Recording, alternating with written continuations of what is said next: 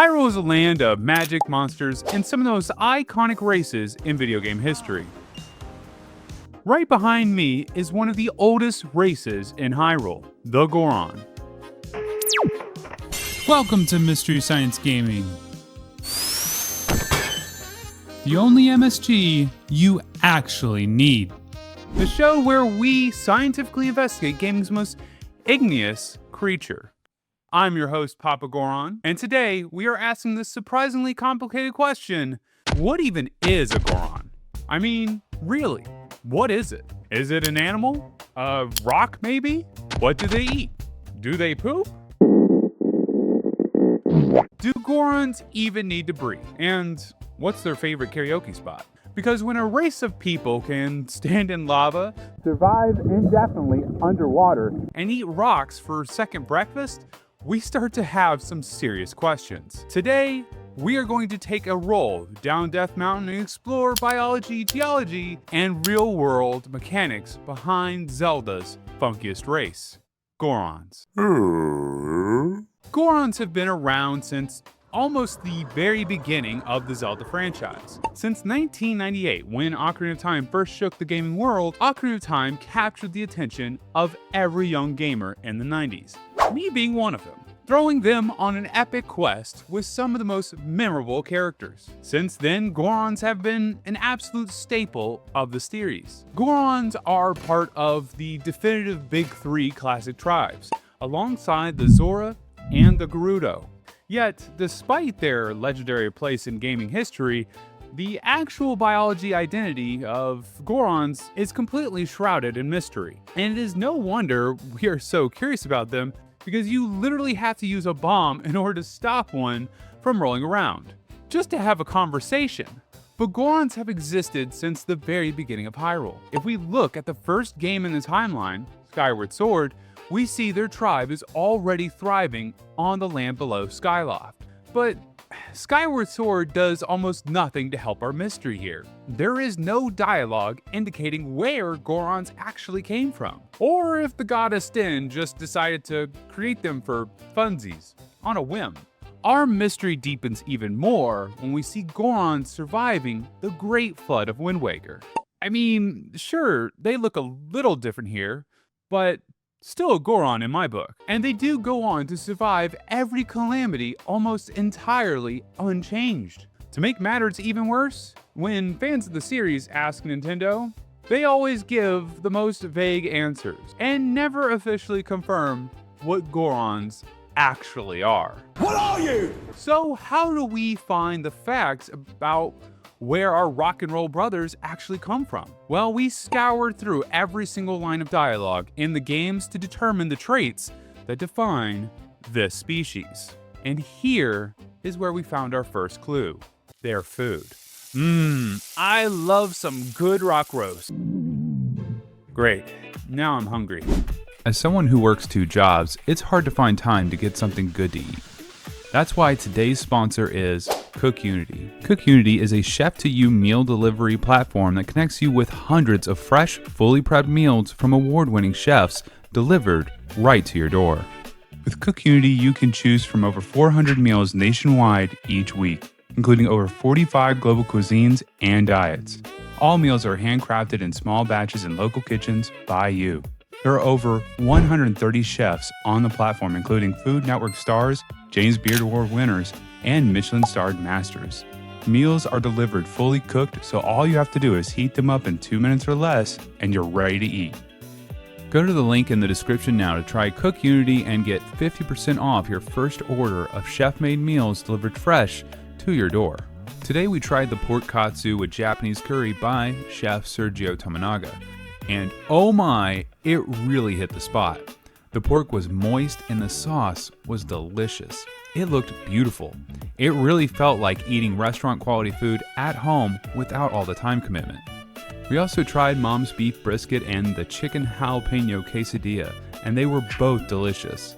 And that's one of the many reasons why we love CookUnity. There's so much variety to pick from.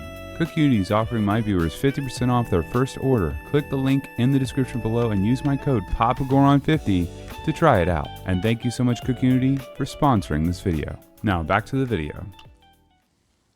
Before we can truly understand the biology of Gorons, we need to first understand their food. Unless you've been living under a rock, you know Gorons love to eat, well, rocks. And on Earth, there are two ways to eat rocks. Some animals are geophagous consumers. This includes animals like earthworms and parrotfish. These animals eat rocks, dirt, or hard coral to get to the organic goodies living inside. They digest the organic material, the dirt and sand, and what's left over is waste. But there is also a second kind of rock eater. There are a few organisms on Earth that are true rock eaters, or lithotrophs. These bacteria can digest pure iron or hydrogen sulfide in the rocks and use them for energy. In fact, the iron eaters are responsible for the slimy appearance of acid mine drainage. Yuck. So to understand which kind of creature Gorons are, we need to know what rock roast really is. Rock roasts appear as rounded stone with cracks and depressions sitting around a central stony rod. And it strongly resembles those mouth-watering beef hammers you've seen on the internet. I mean, my Instagram is full with them. I swear, every time I get on there, somebody is cooking one up and making these things look beautiful. I'm always hungry. Get in my belly! But throughout the series, we learn that rock roasts are packed with rich minerals, and they are the preferred food of the Goron tribe. Ooh.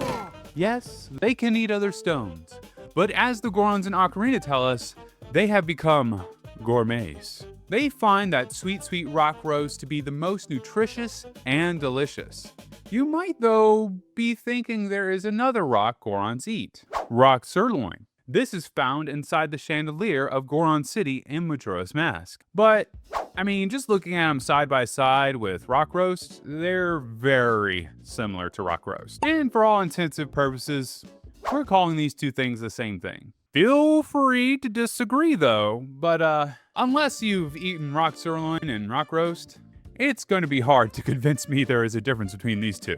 And these rock sirloin rock roasts are formed in volcanically active areas like the Dongo Cavern in the Ocarina of Time, which Gorons complained they could not get to because Ganondorf sealed it off. Ya jerk? Someone should deal with this guy. So is there any way we could possibly know what these rocks are made of? Well, surprisingly, yes. These roasts are probably iron-rich basalt. Basalt is a dark, fine-grained rock formed from the rapid cooling of lava. As lava cools, it forms columns of basalt underground. Then after some time, the other elements take over with a process called spheroidal weathering. In spheroidal weathering, air, water, and thermal stress slowly start to shape the stone. And over thousands of years, the edges start to disappear, leaving behind its distinct oval shape around a central solid stone.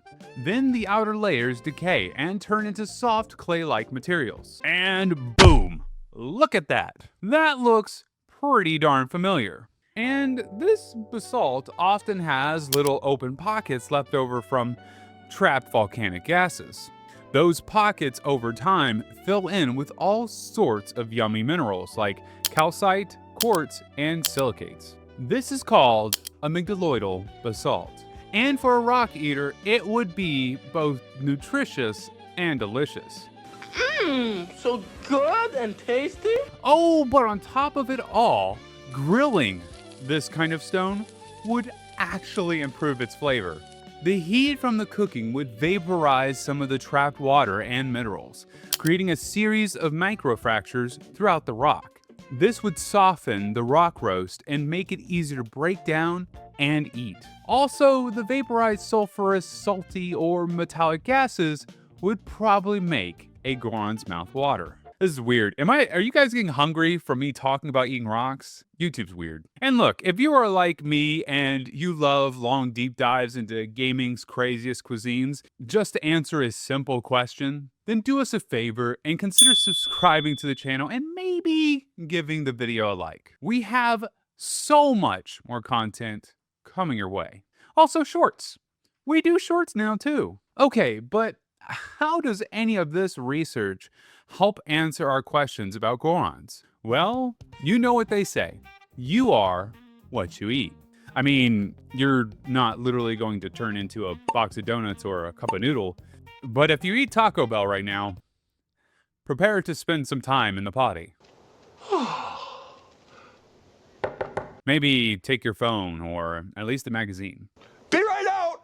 You could watch another one of my videos. You eat organic carbon-based food because you and me are carbon-based life forms. But the figurine description in Minish Cap calls the Gorons these rock and iron eaters. So if Gorons eat iron and iron-rich basalt, we can be pretty sure that's what their bodies are probably made of. In fact, we see this all the time in nature through a process called biomineralization. All creatures from single-celled bacteria to humans can deposit minerals within their bodies. That's how we build bone and how animals like clams build their shells. One of the champions of bioaccumulation is the scaly-foot snail. Who names these animals?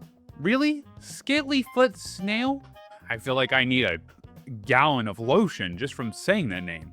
This deep-sea snail lives on the ocean floor near the hydrothermal vents. And while they prefer to live in water around 10 degrees Celsius, the nearby water can reach up to 400 degrees Celsius or 750 degrees Fahrenheit. Oh, and it's full of toxic sulfur compounds. Glad I can't smell under the water here.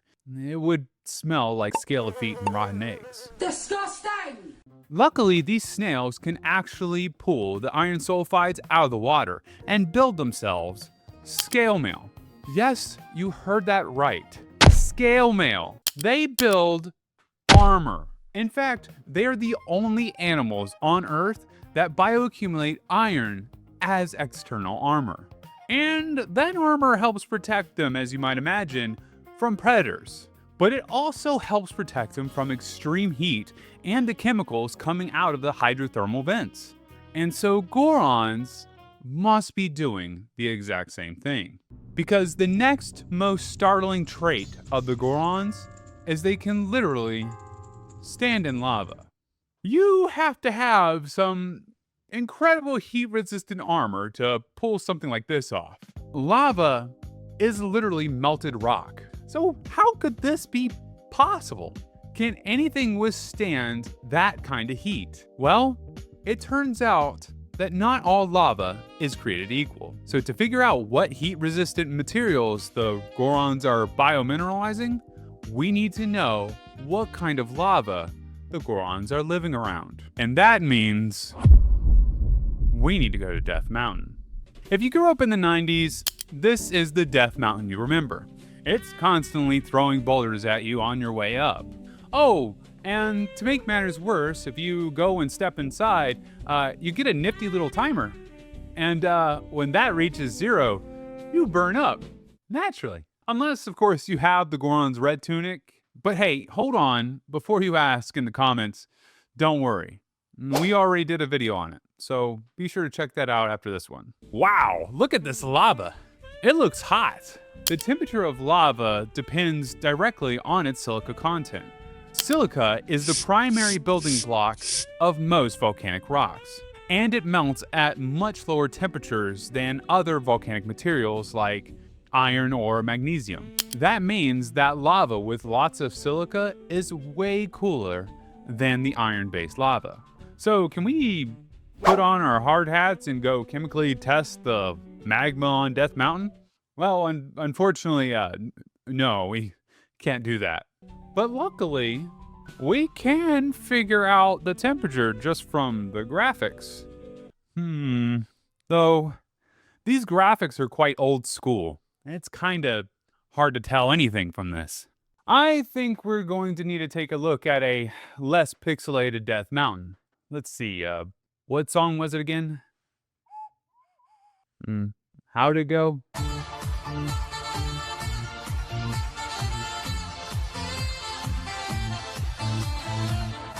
Pretty nifty, huh? Some girl in the woods taught me that one. Okay, let's take a look around here at the lava. See, rhyolitic Silica Ridge lava is cold dark red and so thick that it barely moves. Andesitic lava is around 50% silica and has an intermediate color and viscosity. And then, finally, basaltic lava flow is low in silica and high in iron and magnesium. This lava here in Tears of the Kingdom is bright orange and can form flows and even lava falls. I would say definitely the lava around here is basaltic. Look at these rivers. And even crazier, Tears of the Kingdom Death Mountain is pretty hollow, right? And that's because the depths opened up. But in Breath of the Wild, Goron City has these rivers of lava just running through it, giving our Goron brothers here plenty of possible rock roasts in the future. These rivers further back up our rock roast theory. Dang, volcanoes are cool, or rather hot, but you get the idea. And I know some of you out there are volcano nerds, because volcanoes are awesome. And you're probably getting ready to drop down in the comments to tell me that Death Mountain is a stratovolcano, which means it can't have basaltic lava. And well, normally you would be right. The shape of the volcano is almost entirely dependent on how thick the lava is. Usually, fast-running basaltic lava makes broad, flat-shield volcanoes. Stratovolcanoes with steep sides like Death Mountain are usually made with intermediate lava. And it has the coldest lava, so thick that it can barely move. This lava makes small, incredibly steep, bulbous domes that often form inside the crater of a larger volcano. So since Death Mountain has that classic, well, mountain shape, there is no way it can have the high iron basaltic lava. Except meet Mount Etna. Mount Etna is off the coast of the island of Sicily, and it's a classic stratovolcano. But it primarily erupts basaltic lava. What? But that's simply not possible. Why isn't it possible? The secret is gas pressure. The magma feeding Etna is unusually rich in water vapor, carbon dioxide, and sulfur. So when the superheated gases are trapped inside the mountain, the resulting eruption is like a shaken soda bottle going off. Maybe don't add the Mentos next time. Which would help explain how Death Mountain is throwing giant boulders up into the air. So Death Mountain could absolutely be producing iron-rich basalt. But this also means something incredible. It means Gorons are standing in the hottest kind of lava. Basaltic lava can reach up to 1200 degrees Celsius or 2200 degrees Fahrenheit. Wow, that's hot. There is no way anything could survive that, right? Well, when lava passes through, the surrounding basaltic rock survives. And if that is what the Gorons are eating, They must be building their bodies out of the same material. That also means the stony Goron exterior is almost certainly made out of iron magnesium silicate. which includes stone like olivine or coming tonight. Are you sure that's real? Can you look that up? Yes, and I picked it because of the color. Who names these things? Coming tonight? So real.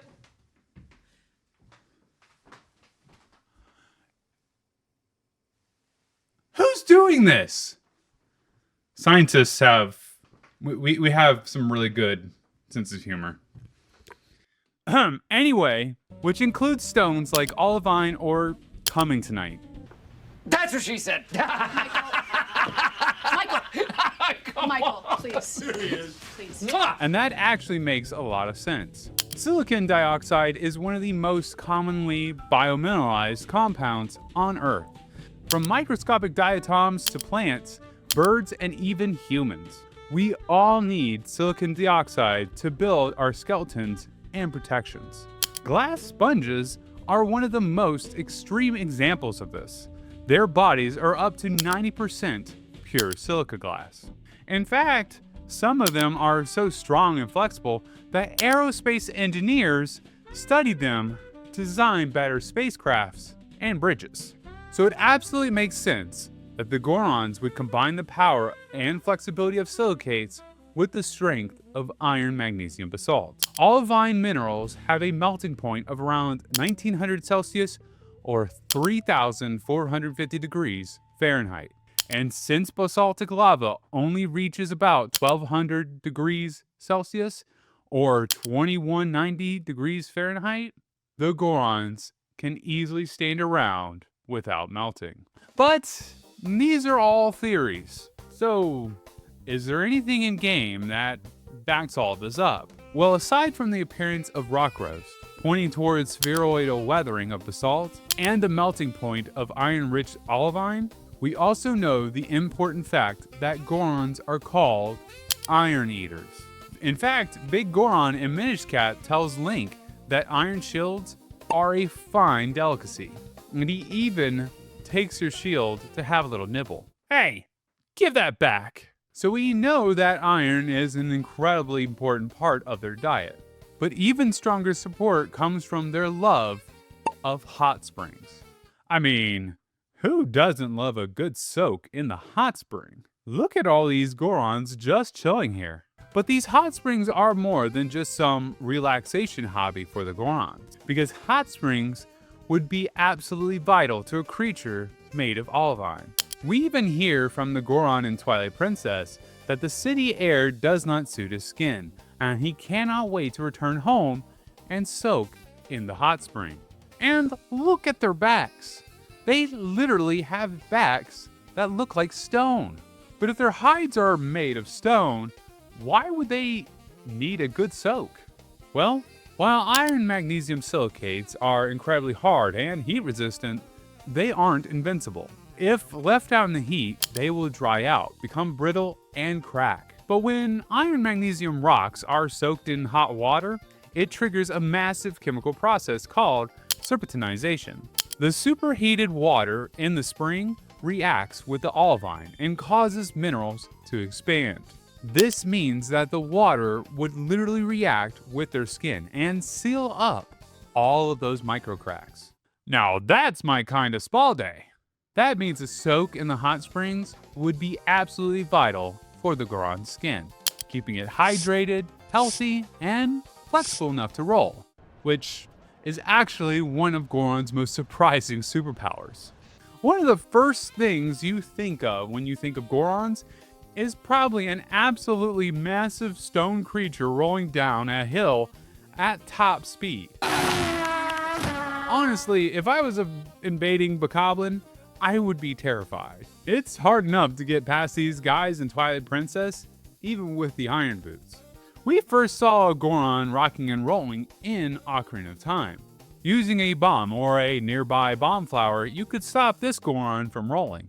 You know, so you could have a little chat with him. But then in Majora's Mask, the dark sequel to Ocarina of Time, Link gains the ability to turn into a Goron.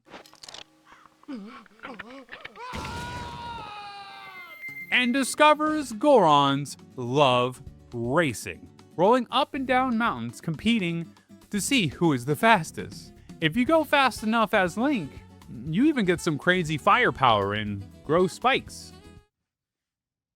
Yeah, look, I don't have an explanation for this one. I give up. It's magic. You're a wizard, Harry. I'm a what? But what's even more surprising is there aren't any creatures on Earth with this rolling superpower. And I know you might be thinking about a cartoon armadillo that can roll across the desert. But in reality, armadillos can't roll. They can make a little ball, but that's it. They can't move. In fact, rotating or doing a wheel-like locomotion is considered one of biology's forbidden phenotypes. It's forbidden. That's because traits evolve a little bit at a time. Just think about the little steps that would lead to a big, complex trait. Would each stage be beneficial? Think for instance, flying. Before animals like bats developed the full muscles and power for flight, they might have looked more like a flying squirrel. These squirrels use a simple flap of skin as a primitive wing to glide quickly away from predators. So a partial wing is still useful. But with the ability to roll, it requires an incredibly complicated coordination of muscles and body mass. So would the development of just one of those muscles help an animal to survive? Yeah, probably not. A partial wheel is still just an animal that can't continuously roll. That's why no animals on Earth can fully replicate the Goron roll. Some animals even use gravity to escape, like pangolins, who have been observed rolling downhill. But that's the thing. Gorons can roll everywhere. Just think about the Goron racetrack in Majora's Mask. There are sections of the track that go uphill. The amount of mechanical force it would take to push a Goron uphill using only their core muscles and inertia is unimaginable. And that's why rolling like a wheel is wholly unique.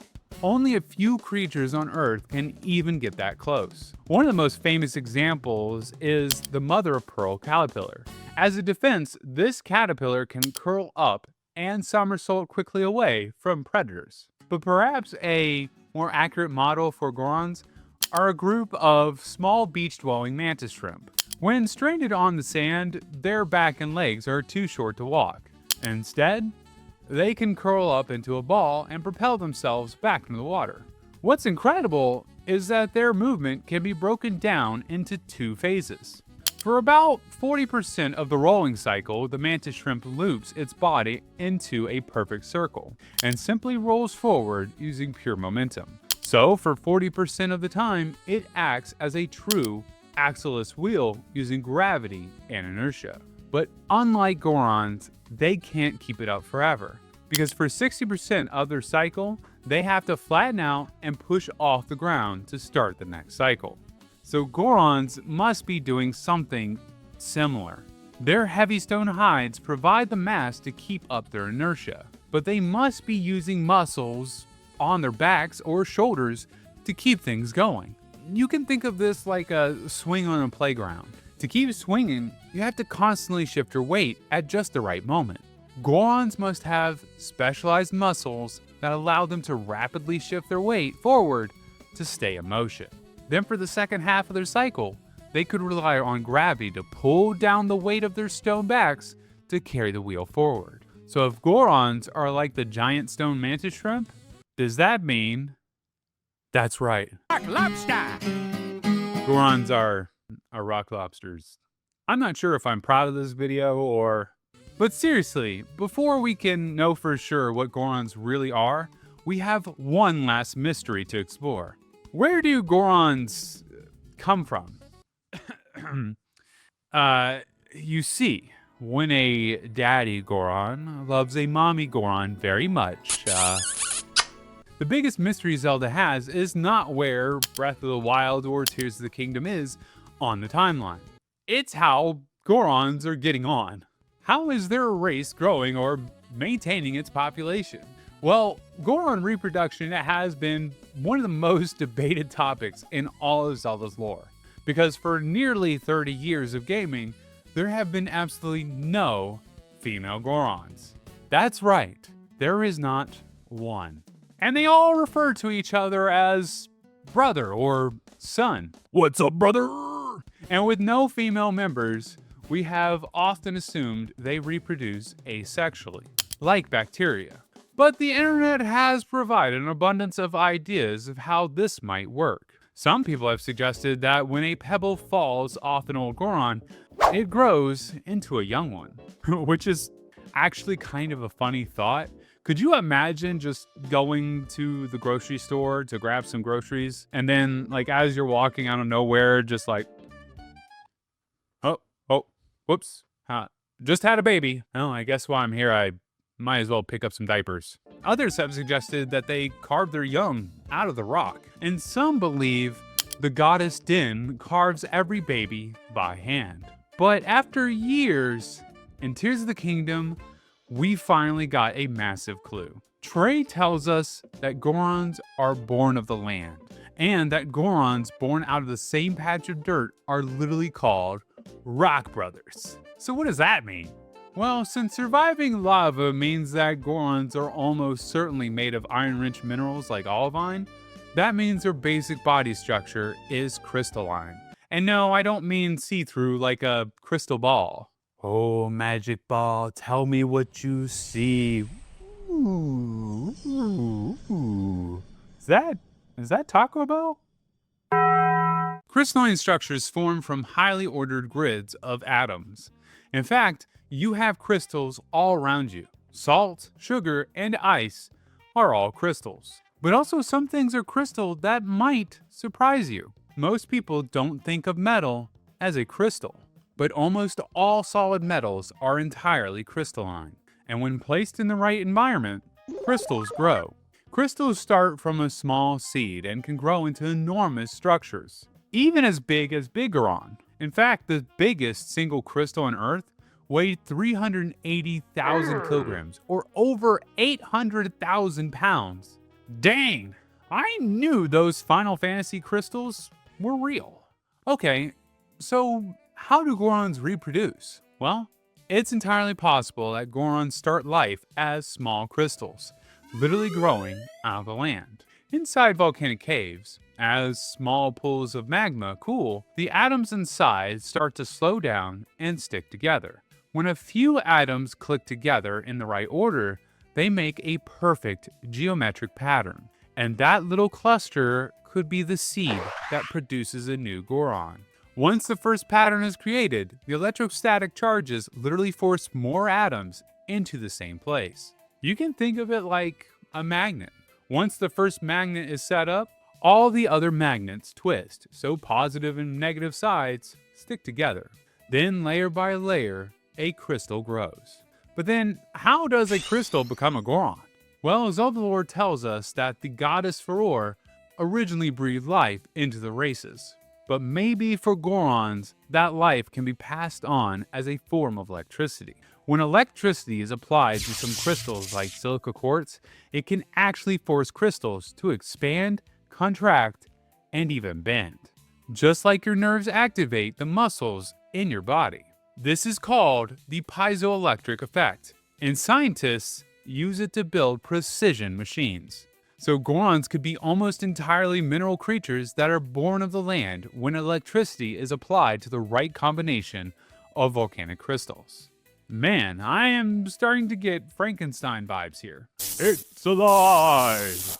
Another option is that family lines of Gorons could be born off a single crystalline structure, because crystals like to grow in nice, neat lines. But when a disturbance happens, a row of atoms can break off into a different direction, like a flower bud. So perhaps the caves where Gorons are born have crystal roots created by Din. And when a bud forms, a new Goron is grown. So to be able to eat rock roast, stand in lava, Gorons would have to be protected by an iron magnesium silicate shell like olivine. But to be born of the land, they must be able to grow like crystals. And that means they must be an inorganic life form. Organic life forms are carbon-based, and all life on Earth is organic. So inorganic life is thus far science fiction. But is there any evidence in the game that suggests that Gorons are truly alien? Well, actually there is, because it turns out that every large energy-consuming creature on Earth needs to breathe. And Gorons don't? In Twilight Princess, a young Goron is testing the limits of his abilities. He tells Link, "I am practicing holding my breath, so do not bother me, brother. But no matter how much time passes, I never feel the need to inhale." But what does the need to breathe have to do with being a carbon-based life form? Well, the only reason you need oxygen at all is to turn sugar into energy. When we eat food, our bodies eventually break it down into simple carbon molecules like glucose. Then our cells go through a 3-step process to turn those molecules into cellular energy called ATP. These steps are called glycolysis, the Krebs cycle, and the electron transport chain. And in the electron transport chain, your body makes a waterfall of electrons that spin a wheel. And as that wheel spins, it uses that energy to make ATP. Just like a medieval water wheel would create energy to turn gears in a factory. But those electrons need oxygen to catch them at the end of the waterfall. And that's 100% of the reason you need to breathe. So if Gorons don't need to breathe, then they aren't processing carbon at all. And yes, we know there are tons of bacteria that don't need oxygen to process carbon. Check out our Is Hyrule's Water Safe to Drink videos if you want to learn more about them. But there is a catch. Living an organic life without oxygen has a strict one-cell limit because it's incredibly inefficient.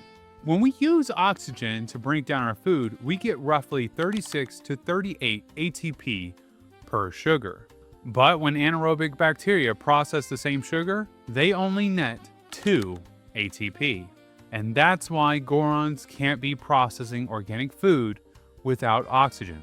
It's too inefficient to power anything bigger than a single cell. So if Gorons are truly inorganic creatures made from the volcanic rock, they could grow by eating more iron-rich minerals and building on to their basic crystal structure. And they could fuel their bodies by breaking down hydrogen gas. Remember serpentinization from earlier? When Gorons sit in the hot springs, the water reacts with their iron-rich bodies to heal all of the cracks. Well, it gets even cooler, or hotter, but anyway. Serpentinization is exothermic. That means it naturally releases heat, but it also generates a significant amount of hydrogen gas. The iron in the rock desperately wants to oxidize or rust, and it quickly reacts with the water molecules, stripping away the oxygen. That leaves pure hydrogen gas, which is where many deep sea bacteria get their energy. And that's why this process is a major focus in the search for extraterrestrial life. Because on other planets without an oxygen atmosphere, life could be breathing hydrogen gas and using compounds like sulfate or iron to run the water wheel of life. But what about when Gorons are out of the hot spring? Well, they could still be using oxygen. Some creatures called facultative anaerobes use oxygen when it's available and use other methods when it's not. So it could be Gorons are breathing oxygen in the countryside, but underwater or in the hot springs, they might be soaking up that hydrogen gas for a boost of energy. But in the end, all of the evidence points us in the same direction. Born of the land, the brothers and fathers of the Goron race can really only be one thing: creatures of stone. Strong and flexible, made of the same minerals that build their mountain home. The Gorons are children of the mountain. But what do you think? Did we figure out what Gorons actually are? Or are there details that we missed? Is there a different theory to match all the evidence? Let us know down in the comments. And while you're down there, don't forget to like, subscribe, hype the video, check out our Discord and Patreon. And remember to roll on, my fellow rock brothers. My name is MamaGoron. Thank you so much for watching, and I'll see you on the next one. Bye.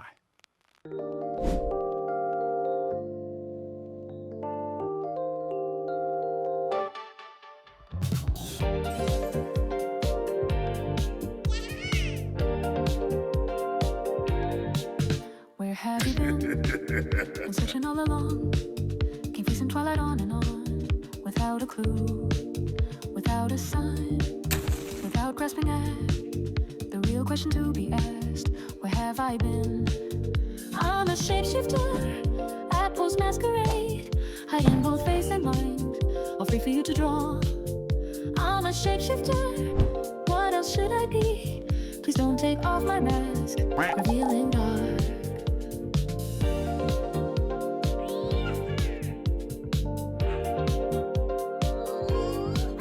Moments of calm, nothing left to be found. A mirror right in front of me. Hold up. Where I find an empty glass, reflecting the sad trick. It's telling words not to be told. I need the mask. I'm a shapeshifter at Post Masquerade, hiding both face and mind, all free for you to draw. I'm a shapeshifter, chained down to my core. Please don't take off my mask, my place to hide.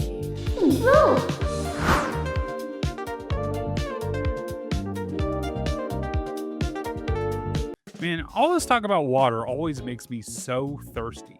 Every single time we talk about food or water on this channel, I get hungry, I get thirsty. Which, by the way, did you even know that there's water on the Skylands? Yeah, if you've been following this channel for any amount of time, we've been overanalyzing every bit of water in Hyrule. And we only have one place left to check to see if the water in Hyrule is actually safe to drink. Not looking forward to using one of these towers to get up there. I'm a shapeshifter, apples masquerade, hiding both face and mind, all free for you to draw. I'm a shapeshifter, have no face to show. Please don't take off my mask,